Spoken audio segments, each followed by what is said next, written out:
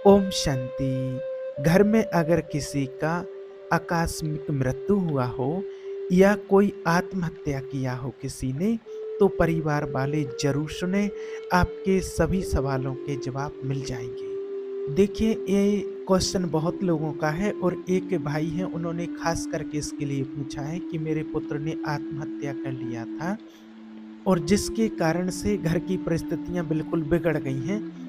मेरी पत्नी और पुत्र जो हैं वो बहुत ज़्यादा विचलित हैं इस घटना के कारण। और मैंने ये भी सुना है कि शरणागत के जीवन में जो भी होता है अच्छा या बुरा, उसका परिणाम मंगल ही होता है। परंतु ये कैसे मंगल हुआ है और कहीं हम सत्य के रास्ते से भटक ना जाएं। तो देखिए, जीव कर्म विवश होकर के आता है और कर्म विवश होकर के ही यहाँ से जाता है। हम अपने संबंध में देखने के कारण उससे हम बहुत प्रीता लगा लेते हैं, बहुत उससे प्रेम स्नेह हो जाता है कि ये मेरा पुत्र है, ये मेरी पुत्री है, मैं इसके बिना कैसे जी सकता था, ये भगवान की शरण में था और इसने भगवान ने इसकी रक्षा क्यों नहीं की है, ऐसा हम मान लेते हैं। और हम भगवान की शरण में हैं, भगवान के अनुसार चलते हैं तो हम कर्म बंधन भी मिटा सकते हैं। ऐसा जो कर्म का हिसाब किताब होता है उसको हम भूल जाते हैं कि हर कोई एक निश्चित समय के लिए यहाँ पर जन्म लेता है और उसका जो निश्चित समय होता है कि आपके पास वो आत्मा पुत्र बन करके या पुत्री बन करके कितने समय तक के लिए आई है, कितना उसका हिसाब किताब है, इसको हम भूल जाते हैं। पुत्र मोह में इतना हम उसमें खो जाते हैं कि हम आगमन की भी रहस्य को भूल जाते हैं कि कब किसको आना है और कब किसको जाना है, ये भी हम भूल जाते हैं। और ये जानते हुए कि मृत्यु का समय सबका निश्चित होता है, जन्म और मृत्यु का समय सबका निश्चित हो जाता है, ये होता है, इस बात को भी हम भूल जाते हैं, इतने हम मोह के वशीभूत हो जाते हैं। आज आपको एक घटना बताते हैं। देखिए, एक चित्रकेतु नाम के एक राजा हुए, बहुत सारी रानियां थी उनकी, लेकिन उनके यहाँ कोई संतान नहीं थी और बड़े धर्म से चलते थे। और जब धर्मात्मा पुरुष किसी संकट में होते हैं तो उनको किसी न किसी प्रकार से कोई ज्ञान, कोई महात्मा का सानिध्य प्रदान किया जाता है। ये सृष्टि का क्रम होता है। जो वास्तविक धर्म के मार्ग पर चलने वाले होते हैं तो उन्हें किसी न किसी सत्य मार्ग पर चलाने की कोशिश की जाती है और उनको सही राह दिखाने की कोशिश की जाती है। तो देवर्षि नारद जी और अंगिरा जी उनके यहाँ पधारे। तो चित्रकेतु उदास चित बैठे हुए थे। तो उन्होंने कहा कि आप ऐसे उदास कैसे बैठे हैं, जो धर्म का ज्ञान रखता है, जो धर्म के मार्ग पर चलता है, धर्म से चलता है और जो कर्मों में विश्वास रखता है, वो कर्म के लेखे जोखे को भी जानता है, तो वो ऐसे उदास कैसे हो सकते हैं। नारद मुनि ने कहा कि उनके चेहरे पर उदासी ठीक नहीं लगती है। तो उन्होंने कहा कि महाराज, इस समय मेरा मन पुत्र मोह से युक्त है, मुझे संतान चाहिए, आपका ज्ञान और उपदेश मुझे नहीं चाहिए। संतान मिलेगी तो ही मेरे को शांति मिलेगी, आपके उपदेश से मुझे शांति नहीं मिल सकती है। तो मुस्कुराने लगे नारद जी। ममता रस और ज्ञान कहानी सब व्यर्थ ही जाती है। सिद्धांत है ये, जब ममता होती है किसी से, बहुत ज्यादा मोह हो जाता है। तो नारद जी ने कहा कि राजन, आपके भाग में पुत्र सुख है नहीं, पूर्व कर्मों के अनुसार आपको पुत्र सुख प्राप्त नहीं हो सकता है, आपको पुत्र का सुख नहीं प्राप्त हो सकता है। तो वो कहने लगे कि हम भाग्य की बात नहीं जानते हैं और आप अगर भगवान के पार्षद बन करके आए हैं तो आपको पुत्र देना ही होगा। तो उन्होंने कहा तथास्तु। नारद मुनि ने कहा, और अंगिरा जी सर्व सामर्थ्यशाली महात्मा हैं और उन्होंने कह दिया कि तथास्तु। पर आपकी उन्होंने कहा कि पर आपको हर्ष और सुख दोनों की प्राप्ति होगी। इस शब्द को वो नहीं समझ पाए हैं और वो राजी हो गए हैं। कुछ समय के बाद समय निकलता गया, समय निकलता गया। कुछ समय के बाद जो उनकी बड़ी रानी थी, सुरतकीर्ति, जो उनकी बड़ी रानी थी, वो गर्भवती हो जाती है और समय निकलते हुए और समय के अनुसार ही फिर उनको एक पुत्र की प्राप्ति हुई और अब तो बड़ा हर्षोल्लास, बड़ा आनंद छा गया है। पूरे महल में हर्षोल्लास छा गया है, खूब खुशियाँ छाई हैं, खूब मिठाइयाँ बटी हैं और खूब सारा दान दिया है। सब कुछ क्या बड़ा हर्षोल्लास के साथ हो रहा है। अब क्या होता है, समय निकलता गया और अब जो और रानियाँ थीं वो उनसे जलने लगीं, क्योंकि पुत्र का उत्साह और बड़ी रानी और जो राजा को समय मिलता था राज के काम कारोबार से फ्री होकर के, और वो सीधे बड़ी रानी के महल में जाते थे। अब जो और रानियाँ थीं, वो जलने लगीं। उन्होंने ऐसा रूप धारण किया, वो जलने लगीं। उन्होंने कहा, क्या उपाय किया जाए? महाराज तो हमारी तरफ कभी मुड़ के भी नहीं देखते हैं, हमारे महलों की तरफ सीधे बड़ी रानी के महल में जाते हैं। तो उन रानियों ने जो विचार किया कि हम सबके बीच में सिर्फ एक ही बाधा है, वो बालक है। जब से वो आया है तब से ही हमारा सुख छिन गया है और महाराज तब से हमारी तरफ देखते ही नहीं है, बस बड़ी रानी के महल में ही सीधे जाते हैं। वो ही हमारा कारण बना है, हमारा सुख उसी ने छीना है। तो उन्होंने एक जो पर्सनल दासी थी उसको तैयार कर लिया है, कुछ लोभ लालच, अर्थ, पैसा आदि दे करके, प्रलोभन दे करके और दूध में जहर मिला करके रानी की अनुपस्थिति में उस बालक को पिला दिया। अब नवजात शिशु था और वो मर गया।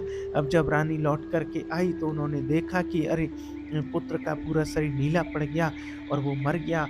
हाहाकार मच गया और राजा को जब खबर गई तो पछाड़ खा करके वो गिर पड़े और दौड़ते-दौड़ते गिर पड़े। बहुत विकल थे कि मैं प्राण त्याग दूँगा, अब तो जीवन का अंत कर दूँगा, अब मुझे यहाँ नहीं रहना है, मुझे नहीं जीना है।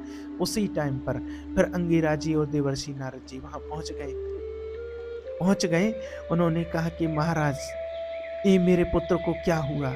तो उन्होंने कहा अंगिरा जी ने कि हमने क्या कहा था कि आपको हर्ष और शोक दोनों प्राप्त होंगे। हर्ष ये पुत्र हुआ और शोक के ये जीव का इतना ही केवल समय था, आपके पास रहने का इतना ही समय बंधा हुआ था, इतने समय के लिए ही पुत्र को आपके पास आना था। बोले हमें ज्ञान तो है, हम कुछ नहीं सुनना चाहते हैं। बोले हमें एक बार पुत्र से मिला दो, फिर चाहे वो चला जाए। बोले अच्छा ऐसा है तो ठीक है। अब वो तो मंत्र बल से युक्त थे, उन्होंने जीव आत्मा को आकर्षित किया और जीव आत्मा सामने आई और उन्होंने कहा कि बेटा एक बार इस शरीर में आ जाओ और मुझे देख लेने दो एक बार और फिर भले आप चले जाना। तो वो जीवात्मा कहने लगी कि अरे ए पिता, अरे ए पिता जानते हो कौन है? ये किसका पिता है? वो जीव आत्मा कहती है कि अरे कई बार ये मेरा पुत्र बना, कई बार मैं इनका पुत्र बना, कई बार ये मेरी पत्नी बना और कई बार ये मेरा पति बने। और जब ऐसा उन्होंने बोला और उन्होंने ऐसा कहना शुरू किया तो वो कहने लगे कि प्रभु नहीं चाहिए मुझे, कह दो इससे कि चला जाए। तो ये हम लोग जब रहस्य नहीं जानते हैं ना कर्म का, इसलिए हम दुखी होते हैं और हमें ये नहीं पता है कि कौन पुत्र है, कौन हमारे पास आया है पुत्र बन करके, कौन पत्नी बन करके आया है। बस हम उसके मोह में इतने गिर जाते हैं कि हम इन कर्मों के रहस्य को ही भूल जाते हैं। और कर्म करने से भी नहीं चूकता है व्यक्ति, ये जानते हुए भी कि इस कर्म का फल भोगना पड़ेगा, फिर भी वो कर्म करने से नहीं चूकता है और हर किसी को अपने कर्मों का फल भोगना ही पड़ता है, उससे भी कोई नहीं बच सकता है। एक और देखिए दृष्टांत आपके लिए, प्रैक्टिकल घटना आपको बता रहे हैं, कोई कहानी कही हुई नहीं सुना रहे हैं, कोई किताबी ज्ञान नहीं, ये प्रैक्टिकल घटना है। एक बार दो मित्र थे और दोनों मित्र बॉम्बे गए व्यापार नौकरी करेंगे दोनों साथ साथ में। पहले दोनों ने होटल में नौकरी की, धीरे धीरे थोड़ा धन आया, फिर धीरे धीरे उन्होंने अपना व्यापार करना शुरू किया और फिर धीरे धीरे ऐसा व्यापार बढ़ा कि उन्होंने खुद अपना होटल खोल लिया, बहुत बड़ा होटल, और लाखों रुपए कमाई होने लगी दोनों मित्रों की। अब एक मित्र ने विचार किया कि एक को अगर मार देते हैं तो पूरे होटल का मालिक मैं हो जाऊंगा। अब उसको विश्वास था कि मेरा दोस्त है, कोई धोखा नहीं कर सकता है। उसने दूध में जहर मिला दिया और वो मर गया। अब कुछ दिन के बाद उसने खूब सारा पैसा कमा लिया, खूब सारा पैसा कमा करके फिर वो कुछ दिन के बाद अपने गांव लौट करके आया और गांव वालों ने पूछा, उसके परिवार वालों ने पूछा कि भाई वो कहाँ है? तो उसने कहा अरे वो हमारे साथ थोड़ी रहता था, हमारे साथ यहाँ से गए थे साथ में, बाकी वो अलग चले गए थे, हम अलग, वो पता नहीं कहाँ चले गए, कैसे रहे, हमें कुछ पता नहीं। अब तो होटल में खूब पैसा आ रहा, खूब पैसा आ रहा, खूब अच्छा ज़मीन खरीदा, मकान बनाया और बढ़िया सुंदर युवती से शादी हो गई, खूब पैसा आ रहा था। कुछ समय के बाद बढ़िया लड़का पैदा हुआ उनके यहाँ पर, उसको खूब बड़ा किया, पाला-पोसा और खूब पैसा उनके पास आ रहा था, तो अमेरिका भेज दिया पढ़ाने के लिए। अमेरिका चला गया वो, अब वहाँ उसको बीमारी शुरू हो गई। अब यहाँ से पैसा भेजा जाए शुरू हो गया, अमेरिका जाना शुरू, बीमारी इतनी बढ़ती चली गई कि होटल उनका बिक गया, मकान बिक गया, निजी ज़मीन जो खरीदी थी वो भी बिक गई, निजी ज़मीन बिक गई, आभूषण बिक गए। स्थिति ये हो गई कि खाने को कुछ नहीं बचा और उसको फिर अमेरिका से वापस बुला लिया। गोद में रख के रो रहे थे कि अब हमारे पास कुछ नहीं बचा, सब कुछ चला गया। तो उस बेटा ने कहा कि पिताजी मैं आपसे कुछ बात करना चाहता हूँ। माताजी इन सब परिवार वालों को अलग कर दीजिए, सबको दूर कर दिया। फिर वो कहने लगा बेटा गोदी में रखे हैं और उसको स्मृति आई, वो कहने लगा कि पहचाना, मैं तुम्हारा वही दोस्त हूँ जिसे कोई नहीं जानता और तुमने ज़हर दिया था, हमारी ही संपत्ति जो मेरे हिस्से का छीन लिया था, अब मैं तुम्हारा सर्वनाश करके जा रहा हूँ। अब मेरा वियोग और संपत्ति का वियोग, अब तुम किसी काम के नहीं रहे और जलते रहो, जल के मरो। और बस वो इतना कह कर के उसका शरीर छूट गया। इसलिए कर्म है, इस कर्म से कोई बच नहीं सकता। अभी अभी कोई आपके सामने या आप खुद बहुत अच्छा कर्म कर रहे हैं, बहुत अच्छी पाठ पूजा कर रहे हैं, आप तिलक लगाए बैठे हैं, आप कुछ भी कर रहे हैं बढ़िया, लेकिन जो आपने पूर्व जन्म में कर्म किया है उससे आप बच नहीं सकते। जो फसल आपने बोई है वो फसल तो आपको काटनी पड़ेगी। इसलिए ये धैर्यपूर्वक रह कर के विचार करना चाहिए कि उस जीव का इतने ही समय तक का हिसाब किताब था, ऐसी गति होनी थी और मुझे उससे ये दुःख मिलना था, ये दुःख भोगना था। अब इससे आप बाहर निकलो। कोई ना कोई किसी जन्म का आपका हिसाब किताब था जो आपके पुत्र बन कर के या पुत्री बन कर के आए थे और किस प्रकार से उसकी मृत्यु होनी थी, वो भी समय निश्चित किया गया था कि किस समय होनी है और किस प्रकार से होनी है। अब जो हो चुका है उस चीज़ को आप पीछे छोड़ो और अब भगवान की शरण में आओ। अब परमात्मा का ध्यान करो, परमात्मा को याद करो, परमात्मा को अपने जीवन का सहारा बनाओ, साथी बनाओ और जो चला गया उसकी चिंता मत करो। ये जितने समय तक का उसका हिसाब किताब था वो आपके साथ रहा, अब चला गया। ये सरकारी खेल है, इस बात को आप समझो। आप जिस बंगले में, जिस ऑफ़िस में, जिस वाहन में, कार में जितने मिनट तक के लिए आपका आदेश है, उतने ही समय तक आप रहेंगे और उसके बाद फिर ना तो आपकी वो गाड़ी रहेगी और ना ही आपका बंगला रहेगा। जैसा कोई सरकारी आदमी होता है, कोई आईपीएस अधिकारी, कोई भी होता है और उसको दिया जाता है कि ये आपका बंगला है, ये आपकी गाड़ी है और वो तो सरकारी आदमी है कि वो चाहे जितनी आप उसकी बड़ाई करो कि साहब आपका बंगला तो बहुत ज़ोर का है। अब बंगला ज़ोर का नहीं है, किसी भी समय फ़ोन आ सकता है कि आपका ट्रांसफ़र हुआ है, आपका ट्रांसफ़र वहाँ किया गया है और आपका बंगला और गाड़ी सब यहीं रखा रह जाएगा, यहीं छूट जाता है और वो दूसरी जगह उसको जाना ही होता है। तो बस यही मान लीजिए कि ये जो शरीर है, ये आपको जो गाड़ी मिली हुई है, ये जो बंगला मिला हुआ है, ये सरकारी बंगला है। काम करो और इसके बाद इससे आपको निकलना ही पड़ेगा। जिस समय फ़ोन आएगा आपको भागना ही पड़ेगा। ये ढेर मिट्टी का ये यहीं पड़ा रहेगा। ढेर मिट्टी का हर आदमी है, बाद मरने के होता सबके साथ यही है। ये हमारा किराए का घर है, एक ना एक दिन इसको बदलना पड़ेगा, इसी को हमें सुधारना है। कि अब हमारा जन्म अच्छी जगह हो, अच्छे घर में हो, इस दुःख में, इस नाटक, इस प्रपंच से हम ऊब गए हैं। अब हम ऐसी जगह नहीं जन्मना चाहते हैं, जहाँ दुःख हो, जहाँ कष्ट हो। अब ऐसी जगह जाना चाहते हैं, जहाँ कोई कष्ट ना मिले, कोई दुःख ना मिले। ये बहुत कड़वा संसार है, इस बात को आप समझिए, इस बात को आपको समझना होगा।